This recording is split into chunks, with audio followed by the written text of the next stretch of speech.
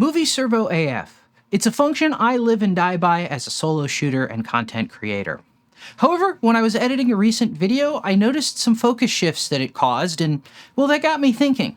While I understand the settings and what they do, at least in the broad strokes, I realized I don't have a deep understanding of how it really ticks. I mean, what exactly is a AF speed of -3 compared to -2? And therefore, I didn't really have the ability to fine-tune it in every application that I had. What's up, everybody? I'm Jason, and welcome back to some more EOS R5 tips and tricks. And that's what we're talking about today, Movie Servo AF, or at least the settings on the camera. Now, I wanted to originally talk a lot more about the performance and how all the settings interacted, but the reality is that testing autofocus stuff is a lot harder than I think many people imagine. It certainly was a lot harder than I imagined setting out onto this specific topic. And, well, that's just going to have to be a topic for another day. So today we're going to just talk about the four main topics or four main bullet points of operating Movie Servo on the EOS R5. So that's how do you enable and disable it? How do you pause it? How do you control what speed it drives the lens at when it's focusing? And how responsive is it to things that happen, like when your subject gets occluded by something? So let's start by talking about how to enable and disable Movie Servo AF. Now, of course, you can always flip the autofocus manual focus switch on your lens and turn autofocus off completely. But that also means that you don't have the ability to hit the AF on button and have your camera snap something into focus if you need it. Now, the situation here is a little bit different than servo focusing in photography mode. So over in photography mode, servo focusing only runs when you have the autofocus active. So when your shutter release is half pressed or you're using rear button focusing.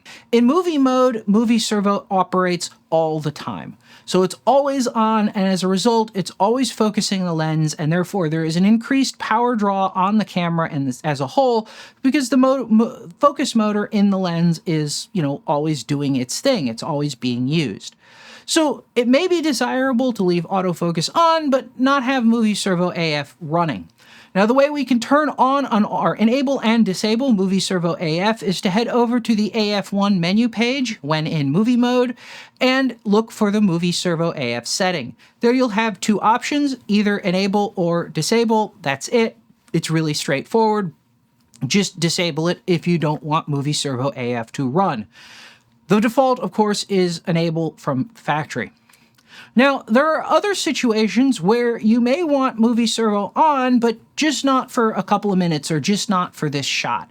And of course, you can go through the menus and disable it, but that's a problem if you're, say, in the middle of a shot and you need to stop Movie Servo AF for part of that shot. But Canon has you covered there, as you can pause Movie Servo AF on the R5 as well. Now, this is a temporary operation. It is not permanent at least until you change it, like the disable-enable setting is. And the camera will automatically resume Movie Servo AF after a couple of conditions. So the big one here is, of course, if you power cycle the camera. When you turn the camera back on, Movie Servo AF will be enabled again, or resumed. Now, this also includes when the camera auto powers off, but not when the displays sleep. So if you have something like a display sleep time or a viewfinder inactive time of, say, a minute and an auto power off time of, say, 5 minutes, if you wake the camera up after the display goes to sleep, then the Movie Servo AF setting will stay off, if assuming you paused it, or stay paused, assuming you paused it before the camera went to sleep or the display went to sleep. But if the camera goes all the way to sleep and then you wake it back up, it will be resumed automatically. Now, the other two places that this comes up, and these are places that are big gotchas for me, even though I know that it does this, I always forget, is when you return to the live view shooting standby mode from either the camera's menus or the image review system. So this, like I said, gets me all the time. I'll jump in the menus to change a setting, come back, and all of a sudden the camera's refocusing, even though I had paused Movie Servo AF. And it's just the fact that, I forget. Like, I'm not thinking about, oh yeah, I paused Movie Servo AF. I'm thinking like, I just need to change this setting. So that's something to be aware of. Now, there are two ways to pause Movie Servo AF on the R5. One's through the touch interface and the other is through a custom button function. So if you want to use the touch interface, what you'll need to do is switch to an info screen, the overlay that's on the rear LCD, that has touch buttons enabled. So these are where you see a white box around, for example, the Servo AF button or Servo AF indicator in the bottom left corner of the screen, or the quick control indicator in the top right corner of the screen. If you don't see touch buttons on your current info screen settings, press the info button to cycle through them. One of them by default will have touch buttons enabled. Now, if you went through and disabled them for some reason, I also have a video on how to configure your touch or your shooting info screens. I'll put a link to that below so you can go check that out if they're disabled or you just don't see what's going on and you need to change things. So when you find an info screen that does have the touch buttons enabled, in the bottom left corner, there will be one that says Servo AF, and that has a little green indicator next to it. All you have to do is tap that. The green indicator will turn gray to indicate that it is no longer running. And that is the iconography that you need to pay attention to for the Servo AF status on the camera. Of course, when you tap it to enable or disable or pause or resume Movie Servo AF, it will display on the screen Movie Servo AF paused or resumed, depending on what happens. Now, the other way to go about pausing Movie Servo AF is to set up a Movie Servo AF pause button on one of the programmable physical buttons on the camera. Now, this is done through the Custom Function 3 Customize Buttons menu. I also have a video on that as well, which I will link below. So you can set up one of your programmable buttons to do this. Now, Movie Servo AF Pause is available on all of the programmable buttons with the exception of the shutter release, the movie record button, and the multi-controller.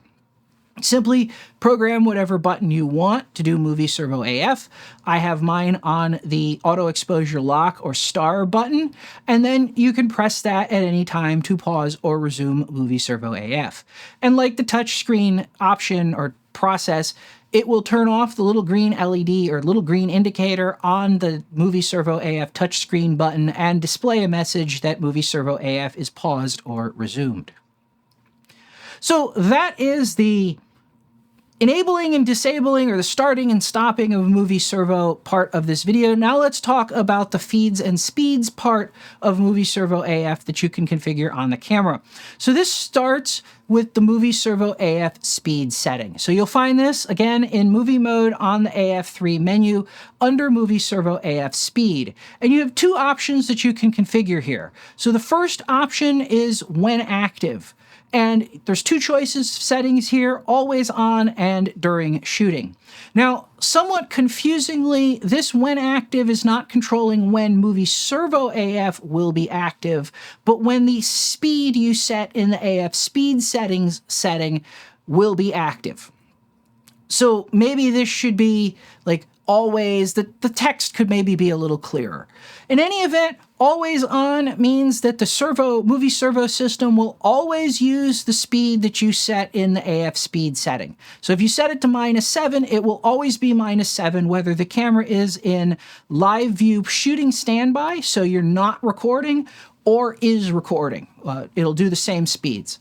The second option is during shooting, and in this case, the camera will use whatever speed you set in the AF speed setting while the camera is recording, but when it is in that live view standby state where it's not recording but you're still seeing video, it will use the default speed of 0.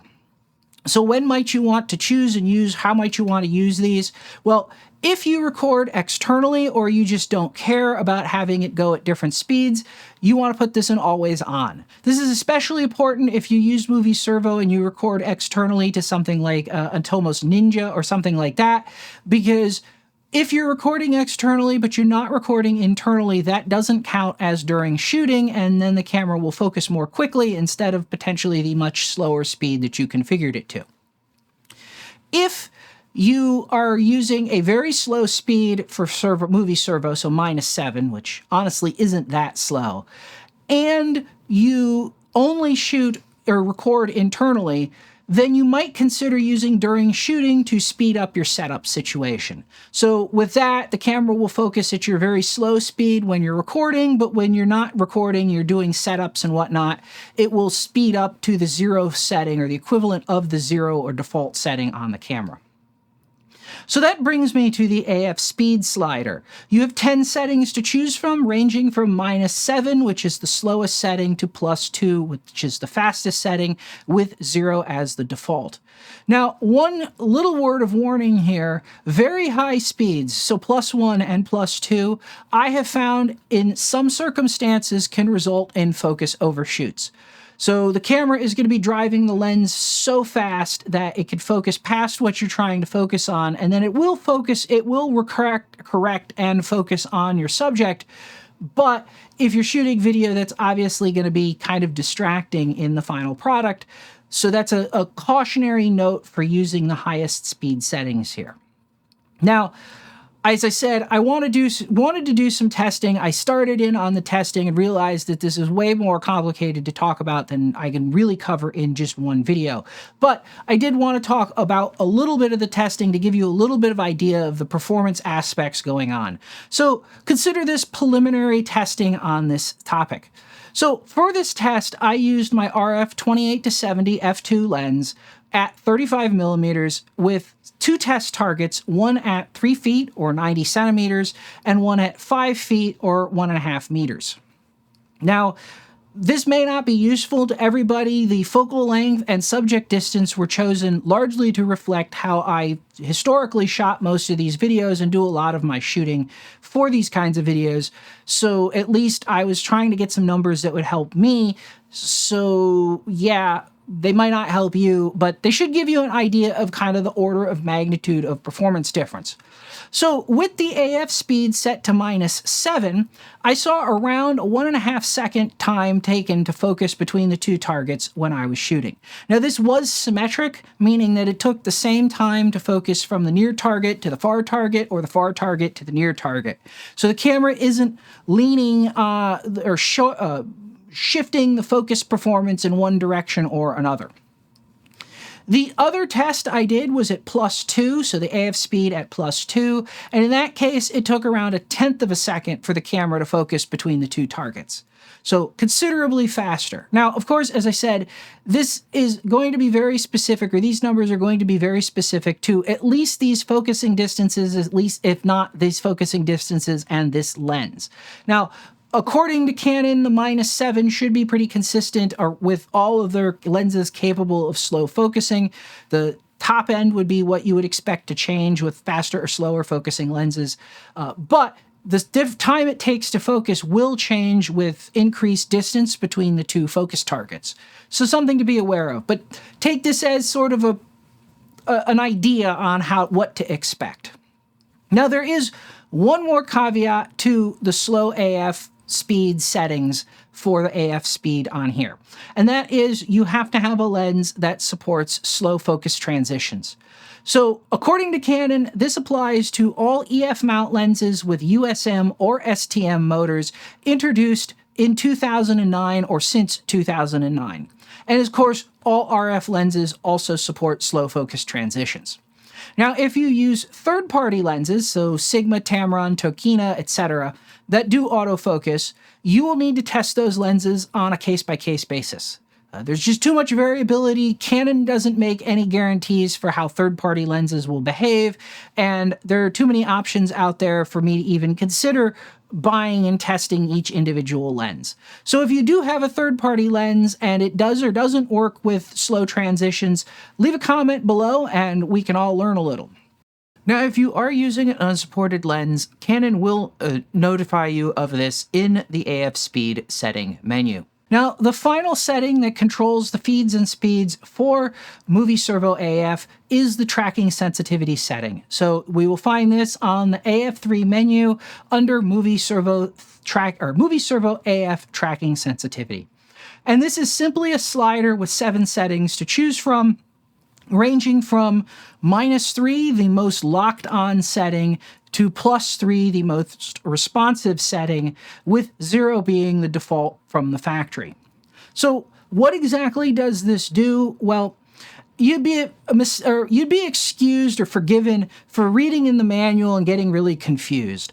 Ultimately, what this is doing is it controls how quickly the camera will start focusing if a subject leaves your autofocus point, so steps out of frame, for instance.